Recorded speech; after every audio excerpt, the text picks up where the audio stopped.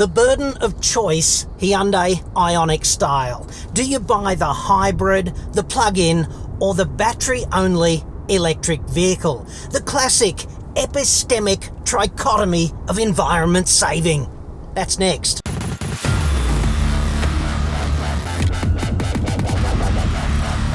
I'm John Cadogan from AutoExpert.com.au, the place where Australian new car buyers save thousands off their next new cars. Hit me up on the website for that. Alright, so in total I'm going to drive Ioniq for 17 days, and I've already done a 10-day stint in the battery-only electric vehicle, the flagship of the range, and I'm 6 days now into a 7-day stint in this one, which is the plug-in. I'm not going to bother so much with the hybrid because the hybrid and the plug-in are so similar. You know, the differences are there's obviously no plug to plug in the hybrid, and it's got a lot less battery power, so it can do a lot less EVing, and it's got a slightly smaller, but only slightly, electric motor. Anyway, if you're in planet-saving tailpipe emission slashing mode, let us get to the bottom of which Ioniq exactly might be the right one for you. The range is pretty simple. There are 3 powertrains: the hybrid, the plug-in hybrid, and the battery-only EV. The EV is clearly the flagship. There are 2 spec levels, Elite and Premium. Big span in the price range though. 34 grand for the hybrid Elite, that's the entry level, up to 49,000 bucks for the EV Premium. That's not including on-road costs. If you're already scratching your head over this, the hybrid drinks petrol and manages energy with regenerative braking, kinda like a Prius. The plug-in is essentially the same thing with a bigger battery, and you can charge that battery at home and run about 60 k's on battery power alone. The EV has an even bigger battery and no internal combustion engine. It's safe to assume you can run about 230 k's on a full charge in the EV. The hybrid and the plug-in will keep going until you run out of petrol. The drive experience itself is better than the numbers on the spec sheet might suggest to you at first glance, and this is basically because electric motors are good at getting you off the line. They make a great deal of torque at low RPM, and that really helps when you're sort of stopped and then you want to get moving with traffic. So although the numbers themselves are a little on the diminutive side, the actual experience is better than that. The petrol and electric hybrid ones, that would be the hybrid and also the plug-in, they come with a 1.6 litre atmo GDI engine. And there's a bit of a hack with the valve timing there. They call it the Atkinson cycle, and the hack is basically during the compression stroke they leave the inlet valve open for a little bit longer than in a conventionally timed engine. And what that does is it effectively shortens up the compression stroke, and it leaves the expansion stroke, the power stroke, basically the same. So that reduces what engineers call pumping losses in the engine, and it increases the overall thermal efficiency, and that's kind of exactly what you want. And the reason more cars are not like that is that it kind of hurts the off-the-mark performance, the low RPM torque delivery of those engines. So what you've got there is a bit of a Goldilocks combination. So you've got the electric motor doing what it's good at, and then you've got the petrol engine maybe not delivering as much as it could if it were valve timed differently, but it doesn't need that because it's got the assist from the electric side. There's also a dual clutch transmission, a 6-speeder in both the hybrid and the plug-in, and basically what that does is dual clutches are good for fuel efficiency, so that's why that type of transmission is in this kind of car instead of a standard auto. And there's a complex interplay between the electric side of the propulsion system and the internal combustion side as well. In addition to just getting you off the line better with the electric side, that takes a bit of load off the automated clutch pack that is generally a weak link of sorts with the dual clutch transmission, and there's also a gear shifting smoothing out process going on as well. When they throttle back the engine to effect the gear change, the electric motor actually delivers a bit there for a seamless sort of delivery. That's what happens in the background in Engineeringville when they set the car up to do this kind of thing. I can't feel it at all. They just tell me that that's all written into the lines of code. So very complex in the details, but pretty slick in the execution. Frankly, I expected to be bored senseless driving this vehicle. In other words, I expected all the fun aspects of driving to have fallen to the green sword, the green agenda. But it's actually quite crisp to drive this car. The local suspension tuning for Australian roads really shows. It's quite well behaved in corners and on uneven surfaces. It's not a performance car, obviously, but it is rewarding enough to drive. When you decompile the pricing for the Ioniq, one thing slaps you in the face beyond all else, and that is batteries are so expensive, and they're also pretty heavy, because when you go from the hybrid to the plug-in, you add 120 kilos of additional mass. And as you know, if you want energy efficiency to climb a hill or whatever else, the fundamental thing to aim for is the least amount of mass, because the energy cost of doing business like that is directly proportional to the amount of mass that you're throwing through space-time. Hashtag physics. So there's that. There's no alternative though if you want that extra electrical storage capacity, and it is significant when you go from the hybrid to the plug-in. It's 6 times more electrical energy on board. There's no alternative if you want those batteries. The cost is the additional mass. But the cost to you is also financial. It is an incredible $7,000 to go from the hybrid to the plug-in. And when you look at what you could do with that money, the opportunity cost, if you like, it's 50% of the cost of a really decent rooftop solar array.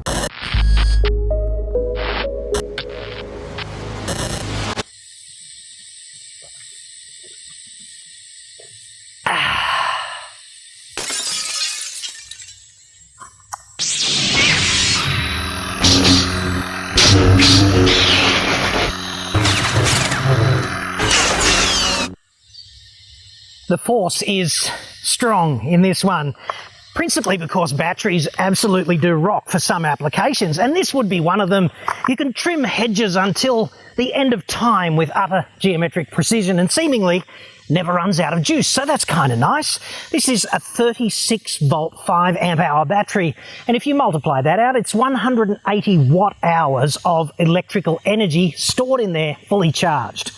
If you trot your good self down to Bunnings to buy one of these tomorrow, it's going to cost you $289. When you crunch the numbers on that, it's $1,600 per kilowatt hour of electrical storage. And if you want to buy the same number of batteries as there is metaphorically under the hood in the Ioniq EV, bring your black Amex, okay? Because you're not going to get very much change out of $45,000. You could think of the Ioniq EV as just pay for the batteries and the car that it comes in is free, at least based on these prices. So there's that. It gives you some appreciation, I think, for the amount of energy stored down there. Now, see if he's paying attention. Mate, you got me? Okay. We're about to come back to you, okay? You standing by? Great. All right, now, you're going to back announce me, yeah? This time, please? Okay, so it's got to be award-winning investigative journalist Cletus Van Dam, because that's in my contract. Mate, it's not about me, okay? It's just there to make the network look good. Get over it. Okay, coming back to you. Award-winning investigative journalist and cordless gardening impresario. Yes! Cletus Van Dam there. Now, where were we? Okay, if you go from the plug-in to the flagship, the EV, that's going to cost you another $4,000. And yes, there is a lot more electrical energy storage capacity when it comes to the EV. but there's also less as well when you think about it, right? There's one less internal combustion engine, one less dual clutch transmission, one less 45 litre fuel tank, and one less set of all of that control and interplay management guff that you just don't need when you get rid of the internal combustion side of everything and go into 100% EV mode. And the cost is still $4,000 more. Amazing. So golly gee, Jim Bob, how about we go back to the fat cave right about now and unpack the Ioniq range in far greater detail for you. Let's do that.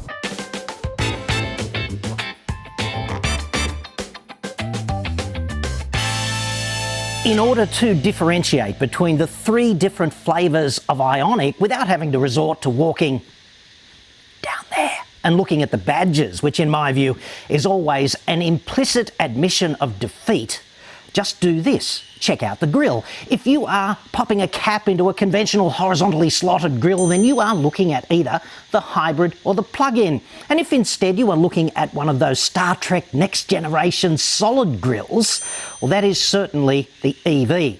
Now, in order to differentiate between the hybrid and the plug-in, you have to do something that would get you arrested in many countries, but thankfully not here in Australia. Just count the flaps. If you're seeing 2 filler flaps on that left-hand side, you're looking at the plug-in. The hybrid lacks the electric flap at the front because it drinks only petrol. Let's talk about crossing the bridge of justification on the way to owning a vehicle like this. You're probably thinking in terms of its inherent greenness, right? Well, that is quite a difficult bridge to cross. The green rationalism argument falls apart, in particular when you look at the composition of our grid. Our grid is 85% non-renewable, and that's a disgrace. It's a direct consequence of the long-term sucking up to the coal industry of a succession of federal governments on both sides, and we need to change that. People do say there's a shift, exponential growth in renewables, and this is true, particularly in wind and photovoltaics, but it's taking place off such a low base that it will take forever without some high-level government incentivisation to change that. And we really need to do that as an absolute priority, but don't hold your breath on that from a government point of view anytime soon.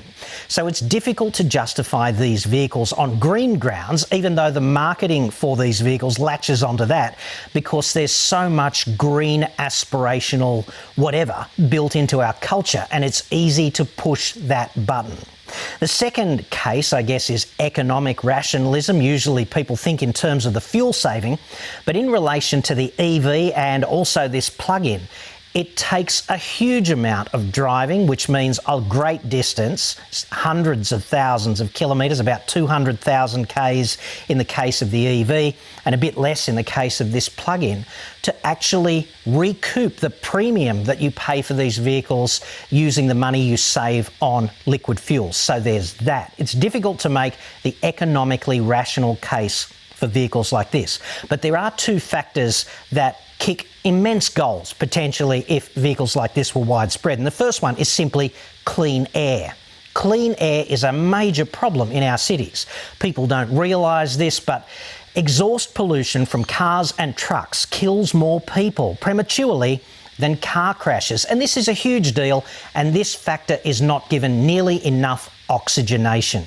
Vehicles with very little tailpipe emission or no tailpipe emissions in the case of EVs could clean that right up if they were adopted widely throughout our culture. So there's that. That's a big goal kick. Here now, available now, just let's get that done. You could sell me that in a heartbeat. And the fourth factor that you could sell me tomorrow relates to energy security. That would be fuel security or liquid fuel security for transportation. Here in Australia, but also in many other Western democracies, we are not self-sufficient when it comes to the supply of liquid fuels, and we depend on that supply from geopolitically unstable regimes. I mean, 2/3 of the world's known reserves of crude oil are located in the Middle East, and they need to come through the Straits of Hormuz before you can poke them into your car. And this is a real problem. It's not just about having enough fuel for you to get to wherever you need to go. Everything that you see in shops and advanced medical care, getting to hospital if you are injured, all of the paints that you use, and basically everything in your life, wherever you are now, have a look around at the whole environment you are in. And if you take liquid fuels away, you are back to living in a cave, right? And this is a particularly confronting notion. Here in Australia, we have vast coal reserves. So even if you look at the composition of our grid currently, we could be self-sufficient in electricity until the heat death of the universe in practice. And that means that every litre that we offset of liquid fuels by using electricity is 1 litre less that we have to depend on that supply flowing through the Straits of Hormuz, getting to some refinery in Indonesia and then being shipped as the finished product here to Australia. And that has vast security, national security implications for the country. So when you think about it, every litre that we displace with kilowatt hours of electricity is a huge plus for us economically, and most people never even consider that. And I'll leave you with one final cheery thought on this, which is how much liquid fuel do you think we have in reserve here in Australia? If the tap gets turned off by some immense geopolitical conflict tomorrow, how long would that fuel last at the current rate of consumption? Have a guess. It's 2 weeks. Pretty sobering concept, huh?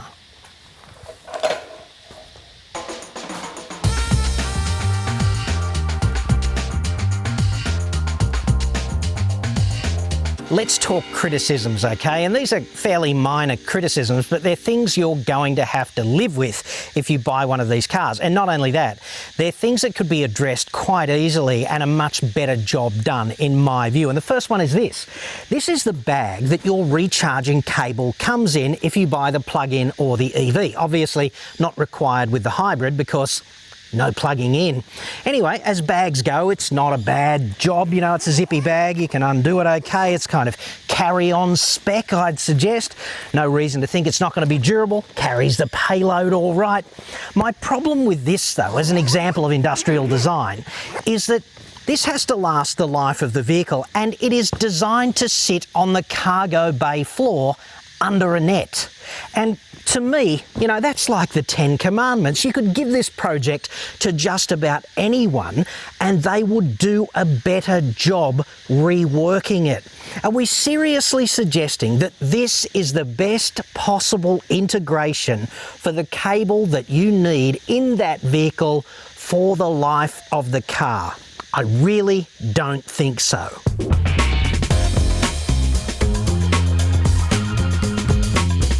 Criticism number 2 is all about the spare tyre, or the lack thereof, in this variant in particular, the plug-in. Now, I get that the EV comes with a tyre mobility kit, and that seems appropriate enough given the range constraints and the fact that you're probably not going to be that far from home or a repair worst case scenario.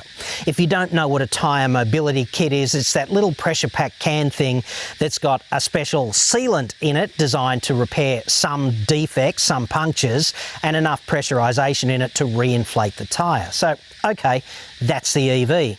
But this car, the plug-in, it's got the same tyre mobility kit, and yet you could easily drive 1,000 Ks in it if you start off with a full tank of petrol. So here in Australia, you could be a long way from support if you need a replacement tyre and the mobility kit is not enough to get you going, depending on the sort of puncture that you suffer. So I asked Hyundai about this, and here's what they said. Yes, it's a packaging consideration for battery location and also lighter vehicle weight.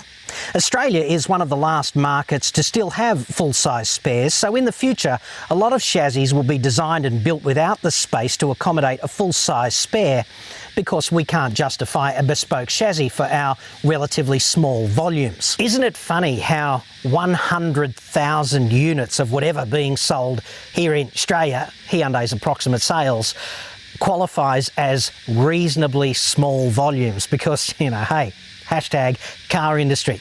Anyway, I'd suggest to the South Koreans that Australia is very different to your joint. Just to put that in perspective, I think you could shove South Korea into the land mass of Australia about, I don't know, 100 times, and the population of South Korea is roughly double the population of Australia. So it's a very different place here, and you could be a long way from support. And I would respectfully say to you design dudes at Namyang or Seoul, wherever you are domiciled, that you really should think about markets like ours, because I get a lot of inquiry from potential car buyers, and one of the things that turns them away from many of your competitors is the lack of a full-size spare tyre.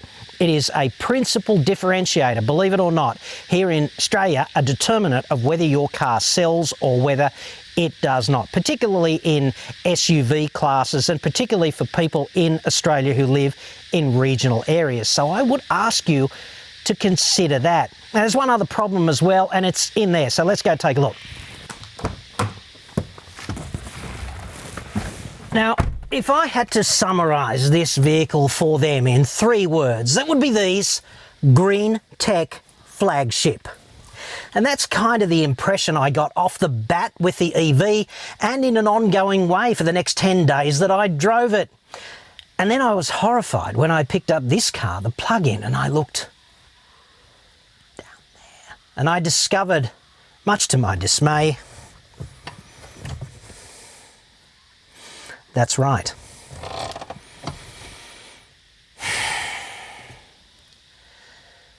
Foot-operated parking brake.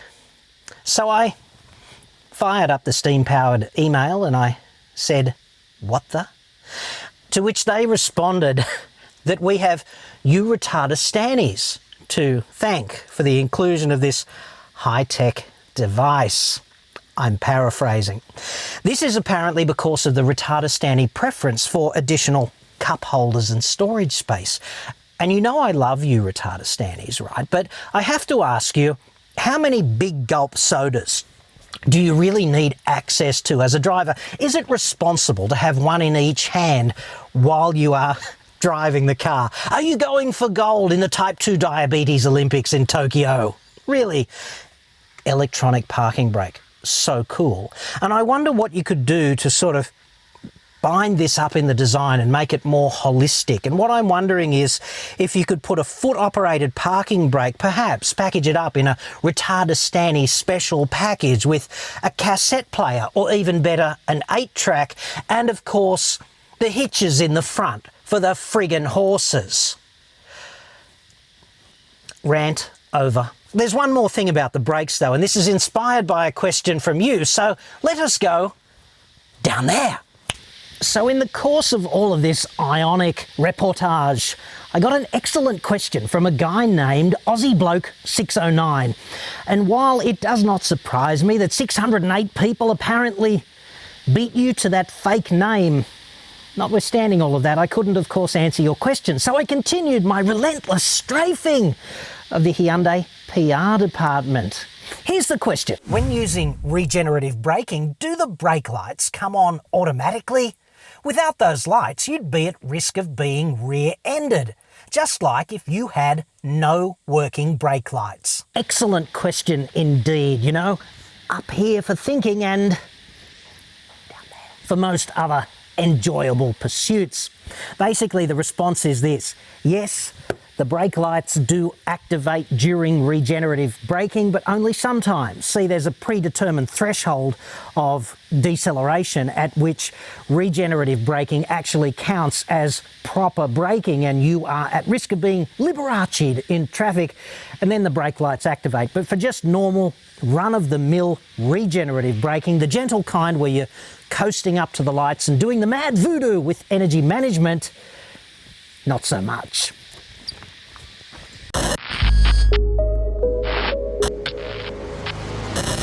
Now, let us wrap up.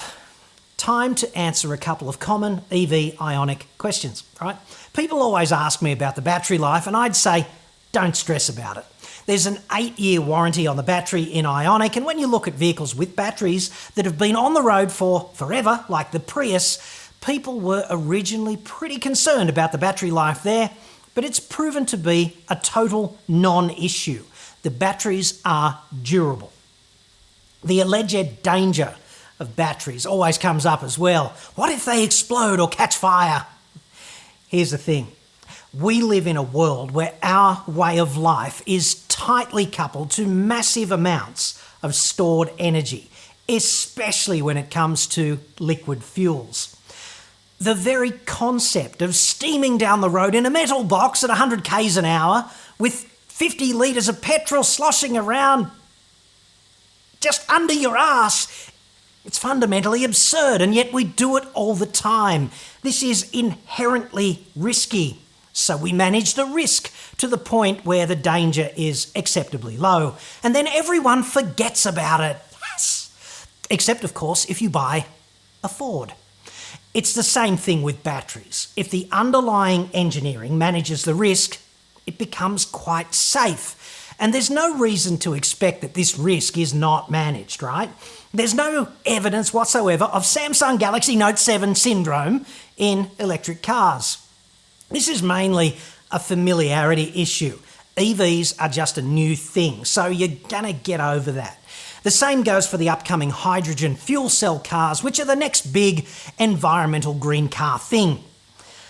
People also ask me how much does it cost to charge an electric car, and I'd say, well, in Australia, 20 cents per kilowatt hour for electricity from the grid, and you can charge the Ioniq EV, therefore, for about $5.60, Shitsvillian micro pesos, of course.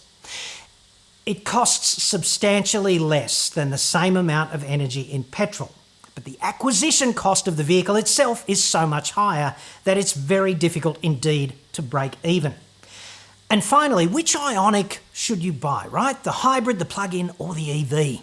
The EV is pretty good, very polished, but quite expensive, and it has that inherent range limitation. So it's probably the car for a cashed-up green evangelist. The plug-in has all the added benefits of long-distance cruising, and it's also a cheaper vehicle, so it really is a drive-anywhere proposition, and it offers zero tailpipe emissions for the daily grind domestically, so that's nice. But on green rationalism and economic whatever that word is, criteria, the hybrid Ioniq is pretty clearly the winner. That's if you're buying with your head and not to serve some green evangelical statement type agenda. It's a different story, I guess, if you already have a big fat solar array on the roof and you can use that to charge the EV during the day, and you've got the extra coin, which you would if you have all that stuff. Then it's just like any other discretionary purchase, okay? People actually buy Omega Speedmaster professional watches, and yet a Casio G-Shock just tells the time better, plus it's more durable. It's got a compass and a barometer, solar powered, as well as being an order of magnitude cheaper, and you don't have to wind it manually. If you want the EV, I'd tell you to wait until the launch of the Kona EV, which looks even more impressive in terms of performance and range. If I were shopping for an affordable, practical EV, in other words, not a Tesla, in relative terms, I think the Kona EV is going to take some beating. And you might actually kick yourself if you jump into an Ioniq EV now and the Kona eclipses it in a matter of months. That's it from me. Thank you sincerely for watching, and sorry about the atrocious background noise on this video too. I blame nature for this. It's summer here in Shitsville, so it's hotter than two rats shooting porn in a wool sock right now. And the locusts are out of friggin' control. They're flesh eaters too. Human flesh, like every other critter outdoors in our fine nation, Australia. I got 4 funnel webs this week, right in this very backyard, just behind the fat cave here. 4! That's the ones I know of. Angry fuckers too. But trenching shovel 4, funnel webs nil. That's a PB. Yes! Might make the death-cheating playoffs this season if my lucky streak continues. But hey, do not let that deter you. Visit Shitsville, I say. And remember, a one-way ticket is probably all that you will need. Of defeat. It's like this. If you are popping a green rationalism. Now, to aspiring YouTube presenters, I would suggest never do a China hands. So undignified. I see it all the time, on television too.